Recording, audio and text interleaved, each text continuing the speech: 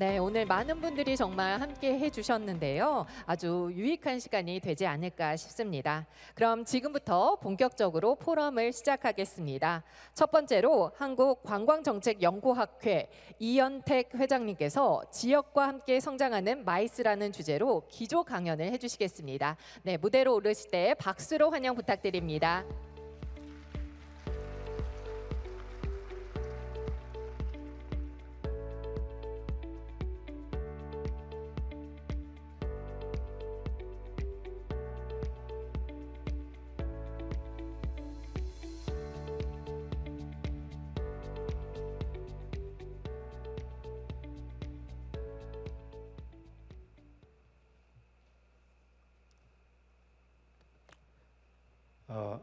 마이크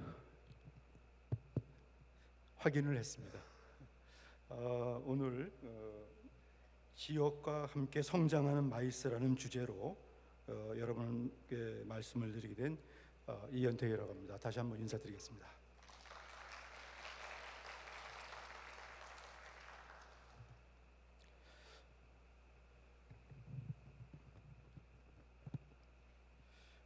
오늘 이 주제를 생각하면서 조금 다음으로 넘어가지 않네요. 누구 기술 요걸 지금 오늘은 여러분들 그동안 마이스에 관한 여러 가지 전략이나 정책에 대한 얘기를 많이 나눴는데 오늘은 조금 역사적으로 좀 깊이 있게 들어가서 여러분과 함께 시간 여행을 좀 하려고 합니다. 그래서 우리 컨벤션 산업이 우리 인류 역사와 함께 어떻게 발전했는지를 보면서 짧은 시간 여행이지만 깊이 있게 보면서 오늘의 문제로 다가오려고 합니다. 오늘 여러분들 옆에 계신 분들을 보면은 다 젊은 분도 많고 또 컨벤션의 역사를 함께 한 분들도 계시고 다양한 분들이 계신데 오늘은 우리가 모두 한번 다 알고 있는 내용일 겁니다. 하지만 저와 함께 시간 여행을 좀 떠나보도록 하겠습니다. 우선 컨벤션 그러면 여러분들은 지금 얘기하는 것처럼 우리가 이런 모이는 회의나 대회나 전시회 이런 것을 컨벤션이라고 머릿속에 여러분 생각하고 계실 겁니다. 바로 여러분의 생각이 개념이라는 한자어로 우리가 번역해서 쓰고 있는데 지금 드리는 말씀은 우리들의 생각이 어떻게 다른 용어로 표현되어 왔느냐를 보는 것이지 우리 생각이 바뀐 건 아닙니다. 그런 의미에서 우리가 생각하는 그 컨벤션의 생각이 그 의미가 어떤 용어로 변천되어 왔느냐를 보는 게 더 맞는 것 같습니다. 우리는 시간 여행을 멀리 떠나는데 고대 그리스나 로마 시대로 떠나게 됩니다. 우리가 인류 역사를 문명 역사를 따질 때 그리스나 로마를 얘기하는 것은 지금 우리가 유지하고 있는 시스템의 많은 부분들이 기원전 8세기, 6세기에 이미 시작되었다는 것을 생각해 보면은 왜 우리가 그리 떠나야 되는지를 알 수 있죠. 이미 기원전 8세기 또 기원전 6세기 고대 그리스에는 도시 국가가 형성됐고 그 도시 국가가 형성되면서 도시 내에 광장이 들어서고 그 광장에서 역시 사람들은 경제적 활동을 하고 그 경제적 활동을 하면서 사람들은 사회적 관계를 만들어 갔습니다. 그런 장소를 그리스어로는 아고라라고 불렀습니다. 아고라는 우리들이 지금 쓰고 있는 어셈블링이라고 거의 같은 의미로 모인다는 뜻을 갖고 있고 그 당시에 이미 시민 공간이라는 의미를 우리가 갖고 있었죠. 이것이 로마로 오게 되면은 그 시민 공간, 다시 말하면 모이는 우리들의 공간이 포럼이라는 이름으로 용어가 바뀌게 됩니다. 잘 생각해 보세요. 아고라가 있는데 왜 로마인들은 로마 정을 열면서 포럼이라는 또 다른 신조어를 만들었을까요? 그 이유는 이때 포럼은 라틴어로, 고대 라틴어로 유럽의 유럽은 인도 유럽어를 쓰고 있는데 그 작은 옆에 있는 인근 국가들도 그리스 어족, 라틴 어족으로, 게르만 어족으로 어족들이 바뀌게 됩니다. 이때 로마에서는 포럼을 썼는데 포럼은 라틴어에 포러스라는 뜻을 갖고 있고, 포러스는 지금 우리 영어로 따지면 forwarding, 앞으로 나아감, 다시 말하면 열린이라는 의미를 갖게 되는데, 이때 아고라는 단순히 모이는 것이 아니라 포럼이라는 용어를 통해서 열린 공간이라는 것을 강조하게 됩니다. 재밌죠? 용어가 우리의 생각의 특성을 보여주고 있다는 얘기예요. 그러면 여러분들 이 얘기 들립니까? 왜 열린 공간이라고 했을까? 바로 로마 정이라는 공화주의가 시작된 것이 로마 시대이기 때문에 그렇습니다. 고대 로마는 왕정 시대를 마치고 이제 어디로 넘어가요? 공화정으로 넘어가고 나중에 제국으로 넘어가게 되는데, 바로 그 중간에 공화정일 때 포럼이라는 단어가 생겼으니까, 이 포럼은 사실은 로마 정치에서 핵심적인 역할을 했다고도 할 수 있습니다. 아고라가 그리스의 민주주의의 핵심적인 지역이었다면, 포럼은 로마 공화정의 핵심적인 물리적 공간인 동시에 그 그릇에 담긴 이야기들이 민주주의라는 이야기입니다. 여러분, 이 속에서 고대 그리스 그 아고라에서 소피스트 같은 철학자들이, 또 소크라테스와 같은 철학자들이 얘기하는 모습이 상상이 되나요? 또 이 포럼에서는, 로마 포럼에서는 원로원 회의가 열리고, 이때는 이미 로마 정은 로마 제국을 준비하기 위해서 여러 가지 상징물들이 들어서는데, 아고라와 달리 로마 포럼에는 상징물로 쭉 연결돼 있었습니다. 여기서 여러분들은 키케로라는 공화주의자가 공화국의 시작은 바로 이 포럼에서 출발한다라는 얘기하는 그 목소리가 좀 들리나요?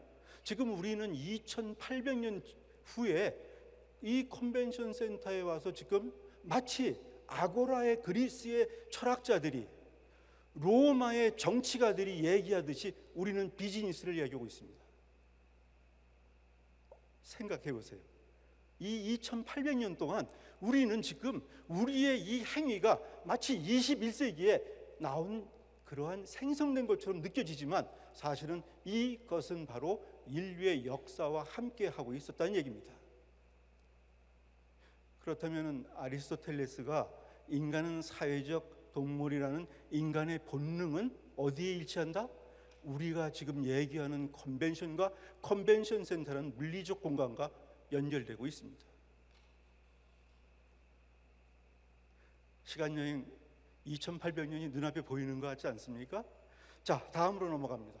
그러면서 시간은 훌쩍 넘어서 어디로 갑니까? 이제 컨벤션 시대로 넘어가게 되는데, 이때 컨벤션은 1787년이니까 거의 계산하기도 어려울 정도로 훌쩍 넘어갔죠. 1787년은 미국이 1776년 독립을 하고 1787년 헌법을 만들고, 이제 1789년에는 프랑스 파리 대혁명이 일어나며 워싱턴에서는 이제 조지 워싱턴 대통령이 제1대 대통령으로 출마되면서 현대 국가가 만들어집니다. 이 현대 국가가 지금 우리가 살고 있는 그 역사입니다. 지금 우리에게 이런 질문하죠. 역사적으로 우린 무슨 책임을 지고 있나? 우리는 지금 우리가 가져야 될 직업이 뭔지, 우리가 이 마이센터를 통해서 어떤 경제적 부를 이루어야 될지, 이 얘기를 하기에 앞서서 인류 역사에게 우리는 지금 현재 나 개인으로서 내가 이 컨벤션 센터에 앉아 있음으로써 무엇을 역사에게 남길 것인가도 생각해 봐야 된다는 얘기입니다. 왜냐하면 컨벤션은 그렇게 짧은 역사가 아니에요. 그리고 컨벤션은 지금 우연히 발생해서 무슨 작은 행사 유치하고 그런 장소가 아니에요. 인류의 역사적 장소라는 뜻입니다. 그런데 이때 우리가 그런 얘기했죠. 모이는 장소, 대회, 회의 같은 전시회 같은 용어가 생각은 똑같고 행위는 똑같은데 용어가 바뀐다고 그랬죠. 1787년 지금 우리가 쓰고 있는 컨벤션이라는 용어가 다시 새롭게 쓰이기 시작합니다. 컨벤션. 이때 컨벤션은 한번 볼까요? 나에게도 레이저가 있어요. 작동을 잘 못하는 것 같습니다, 제가. 자, 그러면 컨벤션은 아까 아고라는 모임을 말했고 포럼은 열린이라는 의미를 갖고 있는 모임이라고 했죠. 드디어 컨벤션은 어떤 의미를 강조하게 되는지 아세요? 콘벤티오, 다시 말하면 고대 라틴어의 콘벤티오를 영어로 다시 한번 해석해서 컨벤션의 용어가 등장하는데 이때 컨벤티오의 콘은 함께라는 말을 갖고 있습니다. 왜 그랬을까요? 그 당시에 미국의 독립과 헌법 제정은 그냥 쉽게 원 스트레이트로 온 게 아니라 굉장히 많은 라운드 웨이를 거쳐서 오게 되면서 분열을 맞이했습니다. 헌법을 맞이하는데 함께 합시다라는 뜻을 강조하기 위해서 컨벤티오란 말이 생기면서 지금 우리는 컨벤션을 말하고 있습니다. 여러분, 옆에 있는 분들과 함께 하고 있습니까? 그럼 따라하세요. 컨벤티오. 컨벤티오. 함께 하는 겁니다. 이것에 모든 우리 현대 컨벤션의 의미가 다 들어있다는 얘기입니다. 컨벤티오 하나에, 컨벤션에. 그래서 여러분들 컨벤션 우습게 보지 말란 얘기입니다. 나는. 왜? 이거는 인류의 역사고 인류의 본질이고 인류의 스피릿이 들어있기 때문에.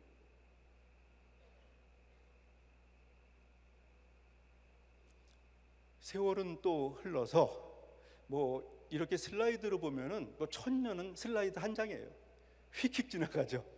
그런데 우리의 브레인은 얼마나 대단한지 금방 상상력을 발휘하죠. 이제 1851년 컨벤션이라는 이름으로 처음으로 영국에서 런던 산업 박람회가 열립니다. 컨벤션 센터가 생기죠. 이때 컨벤션 센터는 어떤 의미를 갖고 있어요? 그동안에 아고라나 포럼이 옥외 광장이었다면 컨벤션 센터는 이제 실내 광장에서 컨벤티오를 열게 됩니다. 그 이유는 뭐죠? 산업혁명이 이루어지면서 철강 산업이 발전하고 유리가 발전하면서 크리스탈 팰리스라는 유리와 철강으로 만들어진 뭐가 만들어져요? 컨벤션 센터 실내 공간이 처음으로 1851년에 만들어지고 그때 산업혁명의 성과물을 영국은 전 세계에 알리기 시작하면서 이때 빅토리아 여왕의 남편인 엘버트 공과 팩스톤이라는 분이 이것을 설계했는데 이 두 사람들의 주인공이 바뀌고 있지 않습니까? 아고라 시대의 철학자, 포럼 시대의 정치가, 컨벤션 시대의 정치가, 산업 박람회의 주인공이 누가 되죠? 드디어 기술자, 사업자, 컨벤션 전문가들이 주인공으로 전환되기 시작합니다. 마치 연극의 서사처럼 이야기와 함께 주인공들이 바뀐다는 얘기입니다. 마치 지금 여러분들이 여기에 앉아있는 이 모습, 여러분들이 오늘 현대의 컨벤션 센터의 주인공처럼 이미 세계 최초의 컨벤션 센터인 크리스탈 팰리스에서는 주인공들이 바뀌게 됩니다. 액터가 바뀐다는 얘기죠. 주인공이 바뀌는 거예요. 그러면서 1896년 미국의 디트로이트에서는 컨벤션 뷰로라는 조직을 만들면서 이제 자동차 산업의 메카인 디트로이트를 컨벤션 지역으로 바꾸게 됩니다. 디트로이트는 최초의 컨벤션 도시가 됩니다. 미국에서. 이제 또 시대는 흘러서 산업혁명으로 우리는 성과물을 그대로 만난 것이 아니라 제1차, 제2차 세계대전을 겪으면서 우리는 여러 가지 어려움을 겪고 1960년이 돼서 다시 우리는 산업혁명이 기초가 된 경제를 여는데 이 시기를 우리는 산업경제 시기라고 얘기합니다. 혁명의 리볼루션이 아니라 이제는 그 혁명이 사회 전반을 만든 것이죠. 이때 컨벤션 산업과 컨벤션 센터는 하나의 컨벤션 산업으로 자리 잡게 되고 1960년과 90년 국제 여행이 증가하면서 투어리즘을 만나게 됩니다. 그래서 컨벤션과 투어리즘이 만나면서 우리는 지금 우리가 얘기하고 있는 마이스란 단어를 이제 새롭게 창출하게 됩니다. 물론 아직도 컨벤션 산업이란 말을 쓸 수도 있습니다. 하지만 여기에 관광을 붙이게 된다면 마이스 산업이라는 신조어로 또 하나의 용어가 바뀐다는 얘기죠. 이때 마이스는 미팅, 인센티브, 컨벤션, 엑스비션처럼 모든 모임의 형태를 끌고 안고 있는 산업을 말하고, 이때 마이스 산업은 그래서 컨벤션보다 차이점보다 다양성이라고 할 수 있습니다. 이제 다양성 있는 비즈니스 여행이 시작됩니다. 1960년에서 90년까지, 특히 1990년은 우리에게 너무나 큰 그 기억이 있죠. 1988년 아까 올림픽 말씀하셨는데 1988년 올림픽, 서울올림픽이 있었고, 서울올림픽은 어떤 역사적 의미를 갖고 있죠? 1988년 냉전 시대가 종말되는 기념비적인 행사를 한국이 열었던 겁니다. 1989년 독일이 통일되고 1990년 러시아가 오늘날의 민주국가의 형태로 전환되게 됩니다. 이런 1990년은 사실은 인류 역사에서 30만 년마다 위기를 가져온다는 속설에 의하면 분명히 또 한 번의 큰 전쟁을 겪어야 되는데 1990년은 평화를 경험하게 됩니다. 그래서 인류 역사에서 이렇게 많은 업적과 이렇게 많은 부의 여유로움을 느끼는 그런 세대는 아마 우리가 처음일지도 모릅니다. 너무 감사한 일이죠. 그러면서 1998년, 2010년 드디어 연극으로 따지면 앞서가 얘기한 것이 기승이라면 이제는 클라이맥스, 승의 승, 클라이맥스에 도달하게 됩니다. 드디어 마이스 산업이 이제는 글로벌화돼서 사람들이 다시 한번 보게 됩니다. 컨벤션이 마이스가 되면서 이제는 경제적 부를 창출하는 산업이라는 인식을 갖게 되죠. 그것이 라스베가스에 CES를 유치하고 있는 라스베가스 컨벤션 센터, 또 싱가포르의 복합 리조트 등이 새로운 변화를 가져오죠. 여기가 클라이맥스입니다. 제가 감동 있게 여러분에게 전달하지 못해서 그렇지 이 정도 오면 여러분 박수를 한번 보내야 됩니다. 조금 아마 내가 이 클라이맥스답지 못하게 얘기했던 것 같아요. 여러분 드디어 장이 열립니다. 이렇게. 하지만 세상은 우리 인류를 그대로 놔두지 않습니다. 다시 30년이 지나면서 우리는 새로운 변화를 디지털과 AI로 만들 줄 알았는데 우리는 예기치도 않게 전쟁이 아닌 국제 보건 위기라고 할 수 있는 팬데믹 위기, 즉 코로나 위기를 겪게 됩니다. 그런데 불과 1, 2년밖에 안 지났는데 우리는 참 예전 일처럼 느껴지는 것은 왜 그렇죠? 정말 우리는 망각의 동물인 것 같습니다. 1, 2년 전만 해도 마스크를 쓰고 우리는 이렇게 앉았었는데 지금은 우리는 이렇게 개방적으로 앉아 있는 겁니다. 참 변화가 크죠. 그런 가운데 이 코로나 동안 1년, 2년 동안의 이 기간은 어찌 보면은 제1차, 제2차 세계대전의 5년, 10년을 겪었던 위기만큼 우리에게 새로운 변화를 가져온 건데 그것은 바로 디지털 혁신, AI 혁신입니다.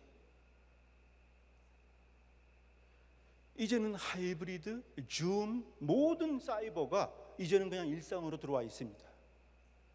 이 짧은 기간 내에 어색하지도 않고 오히려 그런 준비가 안 돼 있는 게 어색한 거죠.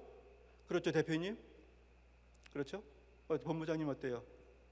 그렇죠. 우리 수원도 지금 모든 하이브리드 시스템 다 갖추고 있는 거죠. 공원만 갖고 있는 게 아니라. 그렇잖아요.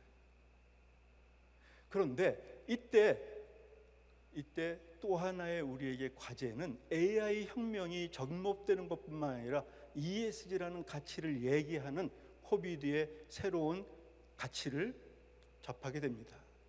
사회적 책임을 다하고 환경 친화적이며 그리고 운영의 투명성을 갖추라는 등등의 ESG가 성큼 다가와서 이제는 ESG는 교과서적인 얘기가 아니라 이제는 우리 생활 속의 전략이고 반드시 지켜야 될 원칙이 되고 있습니다.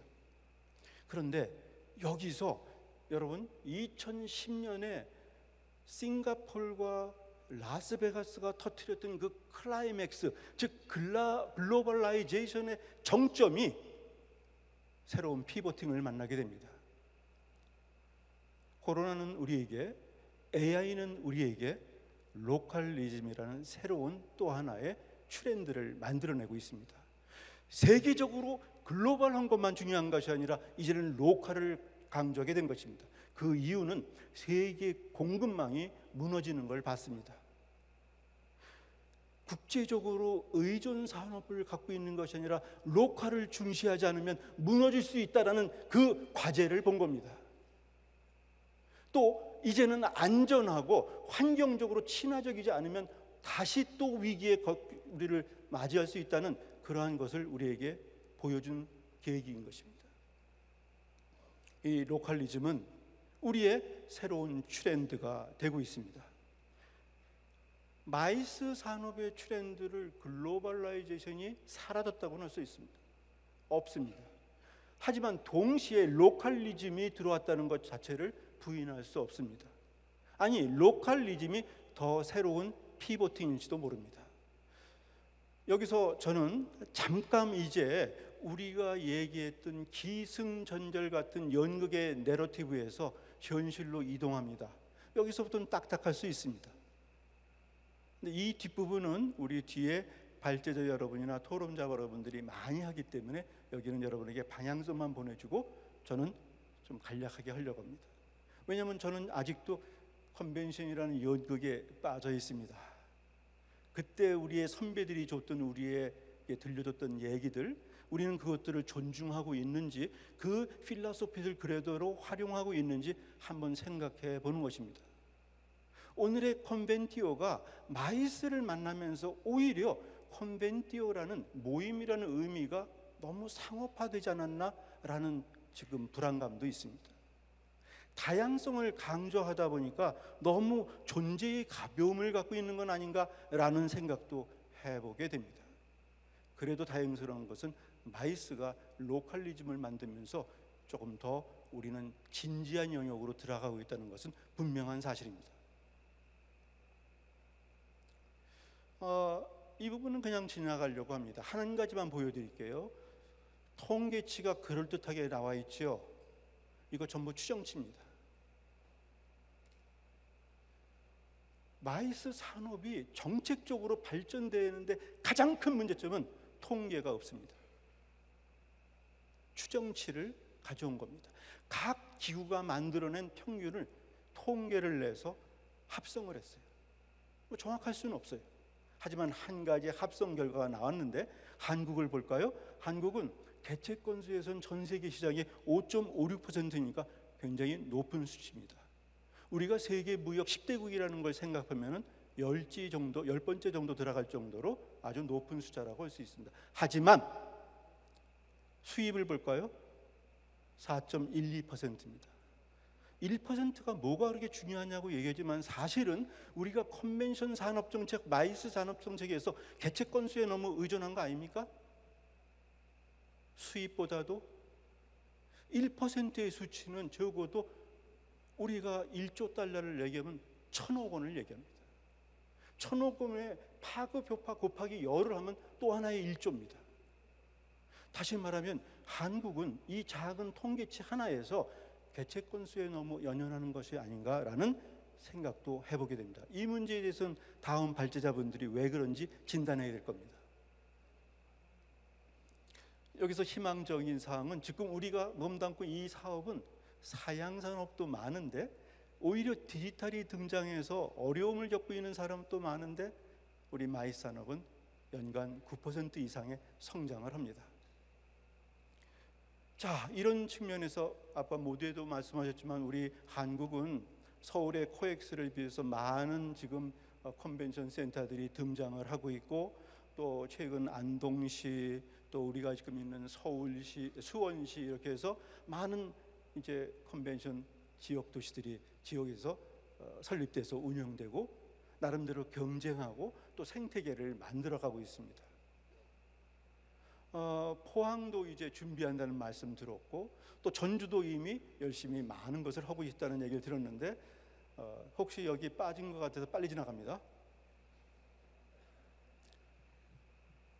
자, 그렇다면은 저는 로컬리즘이 무엇을 의미하고 있고 우리보다 발빠르게 움직였던 컨벤션 마이스 도시들은 어떤 모습을 하고 있는지 빨리 바라보고 우리 전략 세워야 되겠죠.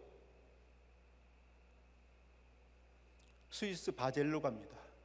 인구 60만입니다. 수원이 100만 명이니까 수원보다 반 정도 아니면 그 정도보다 클 수도 있고 뭐 그렇죠. 스위스 바젤은 어떻죠? 역사가 굉장히 오래됐습니다. 1917년에 생겼고 면적도 14만 평방제곱미터고 도시의 중심부에 있고 뭐 당연하죠. 근데 이 컨벤션 센터가 중요한 이유 중에 하나는 지역의 제약 산업과 산업 클러스터와 연계를 하고 있다는 얘기입니다. 로컬리즘의 호스 생태계가 마련되고 있습니다. 그리고 또 거기에는 노바티스나 로슈 같은 세계적인 기업들이 있어서 이들이 지역을 대표하는 호스트의 역할을 충분히 해주고 있습니다.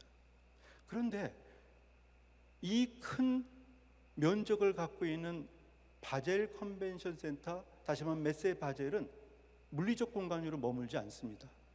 도시 전체의 유니크 베뉴를 만들어서 도시에 있는 미술과 대성당, 라인강, 유람선까지 모든 문화적 공간을 마치 파리가 이번에 올림픽을 하면서 그 공간을 도시 공간을 스테디움으로, 경기장으로, 아레나로 쓰고 있는 것처럼 컨벤션을 전 도시에 확산시켜서 분과회의가 전부 다른 곳에서 열립니다.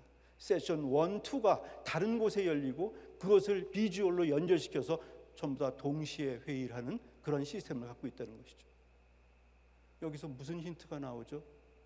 우리가 말하는 지역 경제에 우리 컨벤션 마이스 산업이 기여한다는 것은 여기 컨벤션 센터의 입장객이 만들어낸 수입이 아니라는 것이죠. 무엇이죠? 다시 말하면 유니크 베뉴로 확장될 때 그 도시가 컨벤션 도시, 마이스 도시가 될 수 있고, 이제 조만간 수원시도 수원의 홍보 머티리얼에서 스포츠 도시가 아니라 마이스 도시로 전환될 때 사실은 이제 우리 마이스 산업이 수원경제가, 수원연구원장님, 지금 현재 GRDP가 어느 정도인가요?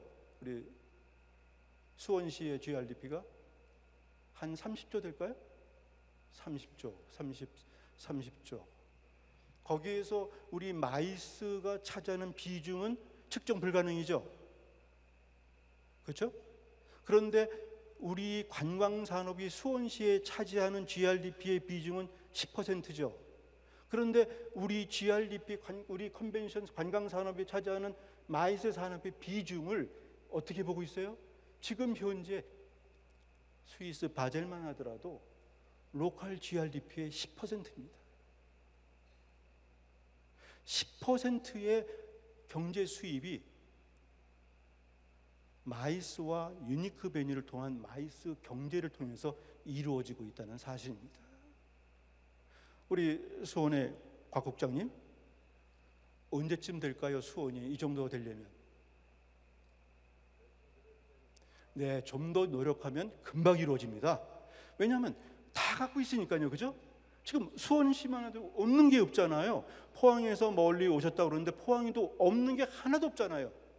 연결만 시키면 되지 않습니까? 어디에다? 이 종이 한 장에 우리가 갖고 있는 클러스터 산업이 뭐지? 연계해야지. 우리가 갖고 있는 유니카 베뉴가 뭐지? 거기로 확장시켜야지. 이 생각만 하면 되는 거 아니에요? 일본의 요코하마는 우리 수원보다 3배? 그러니까 어떻게 보면은 뭐 광역 도시죠. 그런데도 가져온 이유는 그럼에도 불구하고 이 큰 도시가 도쿄권에 있는 도시라서 마치 수원과 같은 의미를 지니고 있습니다. 이 도시만 하더라도 요코하마 미술관, 산카이엔 정원, 레드브릭 웨어하우스 등등을 해서 모든 명소들이 그냥 컨벤션의 부대 행사로서 회의를 끝나고 여행 가고 구경하는 게 아니라 거기서 직접 컨벤션을 유치하고 있다는 얘기입니다. 메인 세션은 컨벤션 센터에 열리더라도 유니크 베뉴에서 전부 분류 세션들이 열리고 있다. 도시 전체가 전부 다 하나의 회의 도시의 역할을 하고 있다는 것이죠. 마찬가지로 요코하마도 그 큰 도시의 GRDP의 10%를 차지하고 있습니다. 보스턴은 어떻습니까? 인구 60만이에요. 생각해 보세요. 이렇게 큰 유명한 브랜드 가치를 갖고 있는 보스턴이 60만밖에 안 됩니다. 그런데 이들이 갖고 있는 브랜드 가치와 레퓨테이션 지수는 어느 정도입니까? 지금 한국의 크기를 능가할 정도의 레퓨테이션을 갖고 있습니다. 사우스 코리아는 몰라도 보스턴 모르는 사람이 없다는 겁니다. 도시의 브랜드 가치를 이렇게 만들어가고 있다는 겁니다. 우리가 수출만 해서 1년에 7천억 불 수출만 해서 2조 달러의 지금 현재 GDP를 만들었는데 이 2조 달러의 GDP 그 이후는 4조 달러까지 가려면은 지금 우리가 얘기하는 이 컨벤션과 같은 매개 산업이 그 역할을 하지 않으면 갈 수 없다는 얘기입니다.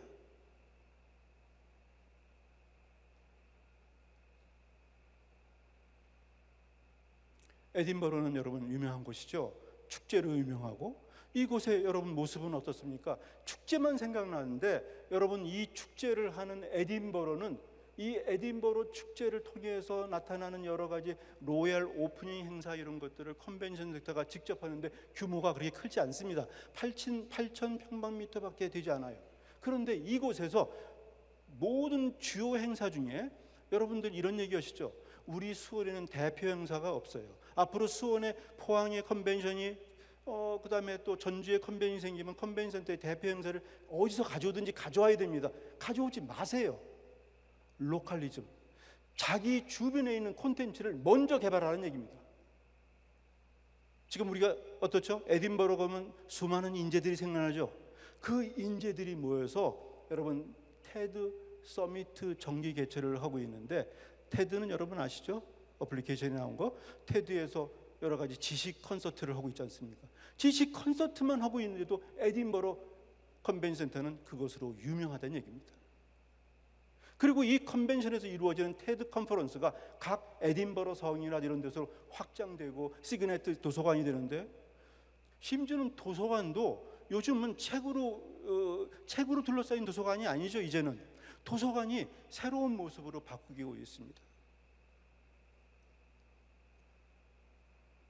지금 시간이 어떻게 되나요? 응? 2분 초과됐어요? 더 하셔도 돼요? 오케이. 2분이 초과됐는데 너무 감명을 받아서 더 해도 된다는 말씀이죠? 조금 빨리 끝낼게요. 그렇다면은 우리가 얘기하는 마이스 산업의 로컬리즘이라는 새로운 트렌드와 함께 우리는 어떻게 해서 지역 경제를 살릴 수 있겠느냐? 여기에 우리는 많은 전략들을 얘기합니다. 하지만 저의 전략은 딱 한 가지입니다. 마이스 도시를 만들라. 마이스 도시를 만든다. 이 한마디밖에 없습니다. 마이스 도시가 안 만들어지고 포항시가 마이스 도시가, 수원시가 마이스 도시가, 전주시가 마이스 도시가, 경주시가 마이스 도시가 안 되고서는 마이스 산업은 지역 경제에 기여할 수 없습니다. 그렇다면 이러한 지역 경제에 도움이 되는 우리 마이스 경제를 어떻게 만드느냐? 마이스 도시에서 찾아보는 겁니다. 그러기 위해서는 자, 마이스 도시를 보세요. 도시는 공간입니다. 다시 한번 여러분 상상 속으로 들어가 보세요. 자, 수원시를 예를 들죠. 수원시에 도시라는 공간이 있고 이 도시 공간이 마이스 도시로 전환된다? 등장인물이 지역 주민만 있는 것이 아니라 마이스 여행을 온 사람들, 비즈니스 여행 온 사람들, 저처럼 이렇게 태그를 목에 건 사람들이 도시를 걷고 있다. 수원의 마이스 도시가 변화되는 모습이 보입니까? 제가 이제 수원 컨벤션센터를 나가서 이 태그를 달고 택시를 기다릴 때 택시 운전하시는 분이 저를 어떻게 맞이할까요? 제가 나가사키를 갔을 때 나가사키의 회의에서 이걸 들고 밖에 나갑니다. 전부 저에게 인사를 해줍니다. 저는 이것만 가지면 반쯤은 면책 사유가 이루어져요. 하스피텔리티가 이것 때문에 거의 다 이루어져요. 제가 퀘벡을 갔을 때 우리 예전에 그 뭐죠? 눈이 내리는 거 뭐지? 그 드라마? 도깨비가 나왔던 그 옛날 건가 그것도? 퀘벡에 갔는데 이거를 들고 갔더니 사우스 코리아에서 왔다고 얼마나 반기는지 몰라. 자, 수원시에 이거 들고 나가면 저를 어떻게 쳐다볼까요, 들? 바로 이것이 수원시가 해나가야 될 일입니다. 박 국장님은 어떻게 느끼십니까? 네, 고민하고 계시죠? 자, 그러기 위해서 제일 중요한 건 역시 우리 마이센터가 허브센터가 되겠죠. 중심이 되어야 됩니다. 이곳이 마치 아고라나 포럼처럼 아니면 컨벤션 센터로서 중심 역할을 해야겠죠. 그리고 아까 말씀드린 것처럼 지역 산업과 연계해야 되고 또 아까 말씀드린 것처럼 유니크를 활성화시켜야 됩니다. 그러면서 이제 여러분들은 산업계를 지금 산업 비즈니스만 만드는 것이 아니라 정치적인 비즈니스도 만들어서 여러분이 원하는 것이 정책화될 수 있도록 노력해야 됩니다. 그리고 새로운 인물이 등장합니다. 이제 컨벤션 마이스 산업에는 스타트업이 등장합니다. 이제 스타트업이 등장하는데 그 영역을 혹시 여러분들 여기서 컨벤션 스타트업, 마이스 스타트업에 대한 강의도 듣고 아마 많은 토론들을 할 텐데 여러분의 세상은 이런 세상입니다. 여러분 여기서 어떤 걸 선택하시겠습니까? 컨벤션이라는 공간 속에서 기술 혁신 공간 관리만 얘기합니까? 그렇지 않습니다. 우리는 컨벤션 센터만 아니라 복합 시설지구, 지역 마이스 경제권까지 공간 영역을 넓혀서 문화 혁신을 하고 유통 혁신을 하고 마케팅 혁신을 하고 나아가서는 지역 혁신까지 혁신하는 혁신적인 리더십이 필요하다고 얘기하는 겁니다. 여러분들은 스타트업 그러면 기술만을 얘기하는 경우가 많지만 우리 관광산업, 마이스 산업에서는 이렇게 다양성과 다양한 공간으로 확장되고 있습니다. 그렇습니다. 마이스 산업은 직접 무엇을 생산하는 공장이 아니라 촉매제입니다. 촉진하는 매개체입니다. 이것을 통해서 많은 것들이 새로운 부가가치를 만들 수 있습니다. 저는 컨벤션 센터가 있는 도시가 컨벤션 도시, 마이스 도시로 발전하기를 기원하고 기대하면서 오늘 강의를 마칩니다. 감사합니다. 네, 감사합니다. 지역과 함께 성장하는 마이스라는 주제로 기조 강연을 해주셨는데요. 네, 포럼이라는 용어 그리고 컨벤션이라는 용어의 기원까지 설명을 해주셨던 부분이 인상적이었습니다. 네, 그리고 마이스 도시가 되어야지 지역 경제에 도움이 된다는 말씀도 인상적이었습니다.